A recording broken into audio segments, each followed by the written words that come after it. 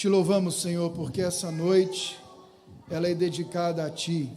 Te louvamos porque é um privilégio para nós, como povo do Cristo, povo de Jesus, nos reunir e celebrar o Teu nome. Toma todos os elementos, tudo que vamos fazer nesse culto, e recebe como oferta a Ti, como glória ao Teu nome, Senhor, é o que queremos dar. Em nome de Jesus, amém. Boa noite, meus irmãos, graça e paz, que bom estar com todos aqui, que bom que você veio, que bom que você se reúne conosco nessa noite. Eu queria te convidar a abrir a sua Bíblia no livro de 1 Coríntios, a carta de Paulo aos Coríntios, no capítulo 15. Primeira carta de Paulo aos Coríntios, capítulo 15. Para você que está online, seja também bem-vindo, que Deus te abençoe nesse culto que teremos. Nós vamos ler os 5 primeiros versículos e depois nós vamos ler o versículo de número 19. 1 Coríntios, capítulo 15, do versículo 1 ao versículo 5. Diz assim: Irmãos, venho lembrar-lhes o evangelho que anunciei a vocês, o qual vocês receberam e no qual continuam firmes. Por meio dele, vocês também são salvos, se retiverem a palavra, assim como tal a preguei a vocês, a menos que tenham crido em vão. Antes de tudo, entreguei a vocês o que também recebi, que Cristo morreu pelos nossos pecados, segundo as Escrituras, e que foi sepultado e ressuscitou ao terceiro dia, segundo as Escrituras, e apareceu a Cefas, e depois aos 12.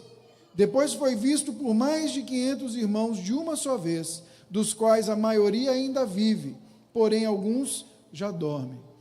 Paulo começa a escrever aos Coríntios, e ele começa a relatar um evento real, um evento que aconteceu. A ressurreição de Cristo Jesus é um evento real. Ele vai dizer que Cristo apareceu para algumas pessoas, apareceu para 500, depois apareceu para 120, para os seus discípulos. Cristo se fez carne, habitou entre nós, morreu e ressuscitou. E a doutrina da ressurreição é aquilo que nos mantém firmes, é a suprema, é a pedra suprema, é um pilar que sustenta a fé de todo crente. A doutrina da ressurreição nos dá condição de vivermos hoje, nessa vida, de forma sincera, justa e piedosa. A doutrina da ressurreição nos traz esperança do futuro. E ainda no capítulo 15, Paulo vai dizer o seguinte no versículo 19: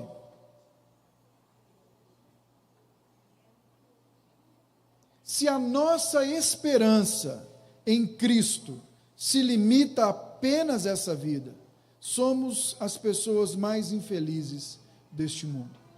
A ressurreição de Cristo Jesus tem um impacto na nossa vida em todos os aspectos. Para os cristãos do primeiro século, foi aquilo que os libertou do domínio de Roma.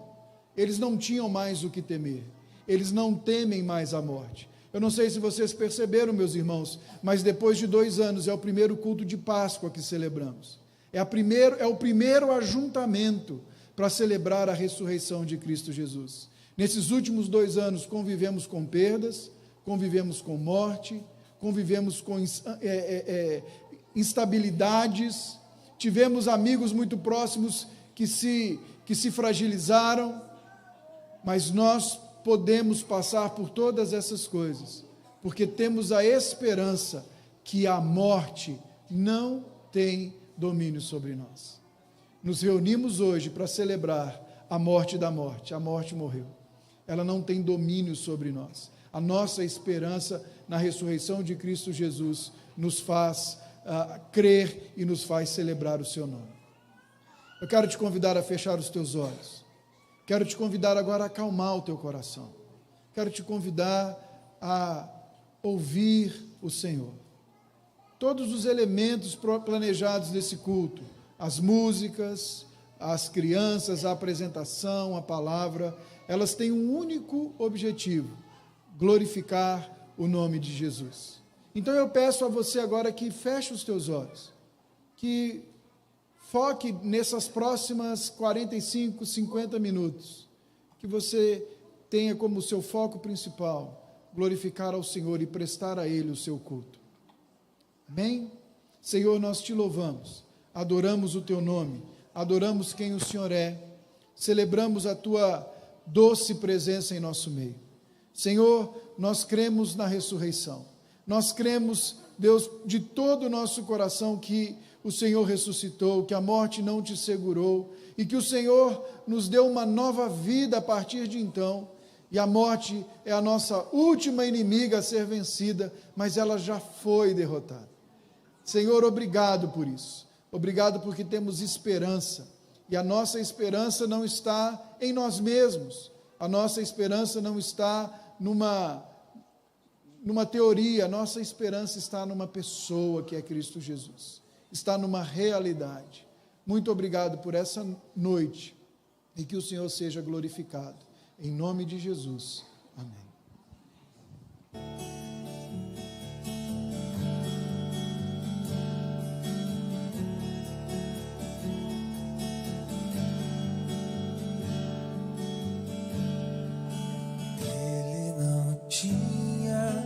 Qualquer beleza ou majestade para nos atrair, nada havia em sua aparência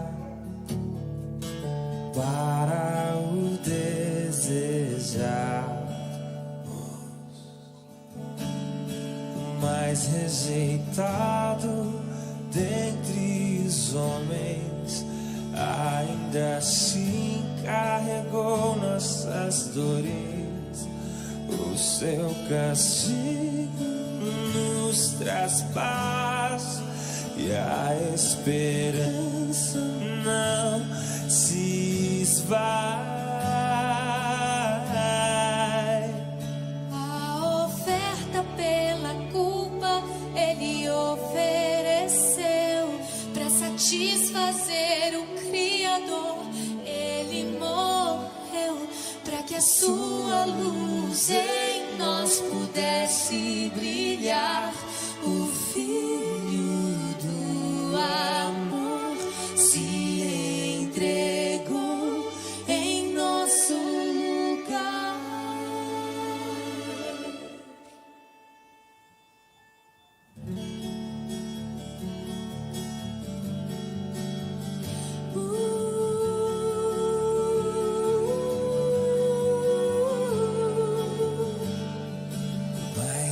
Rejeitado dentre os homens, ainda assim carregou nossas dores. O seu castigo nos traz paz e a esperança não se esvai. A oferta pela culpa Ele ofereceu para satisfazer o Criador. Ele morreu para que a sua luz em nós pudesse brilhar.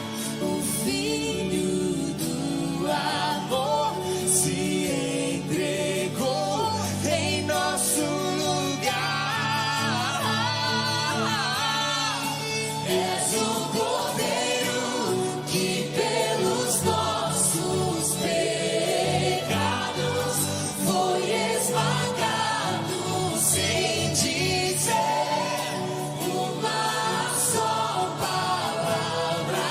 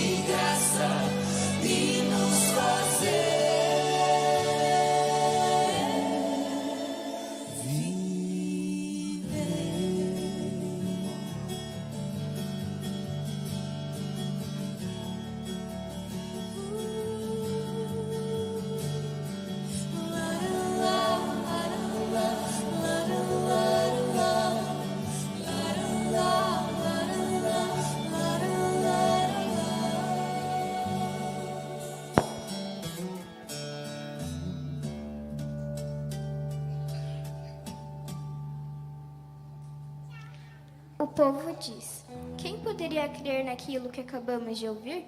Quem diria que o Senhor estava agindo? Pois o Senhor quis que o seu servo aparecesse como uma plantinha que brota e vai crescer em terra seca. Ele não era bonito nem simpático, nem tinha nenhuma beleza que chamasse a nossa atenção ou que nos agradasse. Ele foi rejeitado e desprezado por todos. Ele suportou dores e sofrimentos sem fim. No entanto, era o nosso sofrimento que ele estava carregando. Era a nossa dor que ele estava suportando. E nós pensávamos que era por causa das suas próprias culpas que Deus estava castigando, que Deus estava maltratando e ferindo. Porém, ele estava sofrendo por causa dos nossos pecados, estava sendo castigado por causa das nossas maldades. Nós somos curados pelo castigo que ele sofreu. Todos nós éramos como ovelhas que se haviam perdido. Cada um de nós seguiu seu próprio caminho. Mas o Senhor castigou o seu servo, fez com que ele sofresse o castigo que nós merecíamos. Ele foi maltratado, mas aguentou tudo humildemente e não disse uma só palavra. Ficou calado como um cordeiro que vai ser morto, como uma ovelha quando cortam a sua lã. Foi preso, condenado e levado para ser morto, e ninguém se importou com o que ia acontecer com ele. Ele foi enterrado ao lado de criminosos, foi sepultado com os ricos, embora nunca tivesse cometido crime algum, nem tivesse dito uma só mentira.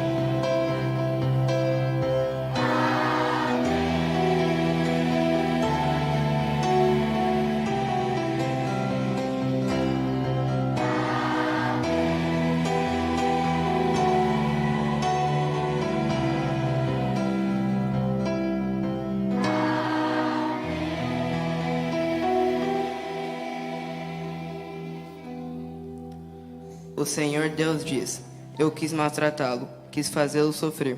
Ele ofereceu a sua vida como um sacrifício para tirar pecados e por isso terá uma vida longa e verá os seus descendentes. Ele fará com que meu plano dê certo. Depois de tanto sofrimento, ele será feliz. Por causa da sua dedicação, ele ficará completamente satisfeito. O meu servo não tem pecado, mas ele sofrerá o castigo que muitos merecem, e assim os pecados dele serão perdoados.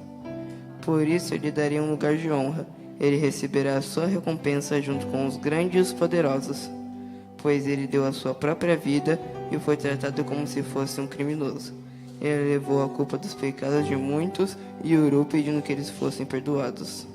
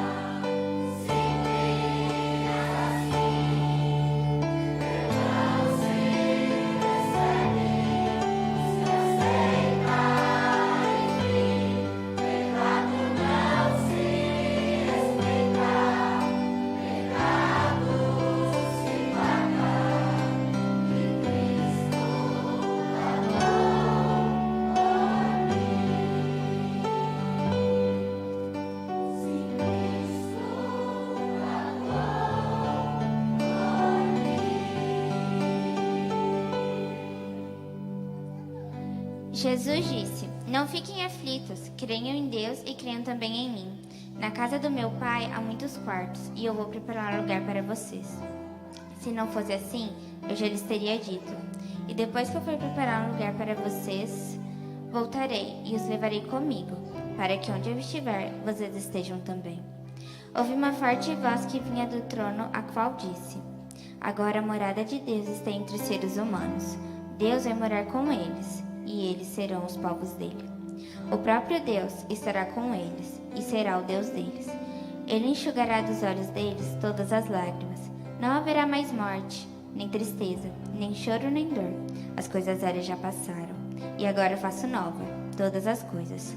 E continuou: Tudo está feito. Eu sou o Alfa e o Ômega, o princípio e o fim. A quem tem sede, darei água para beber, de graça, da fonte da água da vida.